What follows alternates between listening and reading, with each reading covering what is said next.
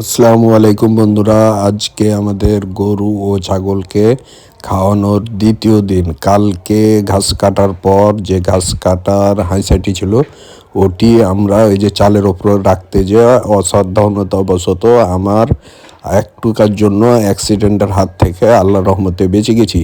কিন্তু আজকে আব্বার কাছে কীভাবে গরুকে খেতে দিতে হয় এবং কী পরিমাণ খাদ্য নিতে হয় সেগুলো জানার পর নিজে নিজে গরুকে খেতে দেওয়ার চেষ্টা করছিলাম। সেখানে পরিমাণ মতো গরুকে খাওয়ার যে সব খাদ্য আছে সেগুলো বালতিতে নিলাম এবং কালকে যে গরম গরম খাবার দিয়েছিলাম এবং গরু ও ছাগল খাচ্ছিল না, আজকে এগুলো ঠান্ডা করে নিয়েছি।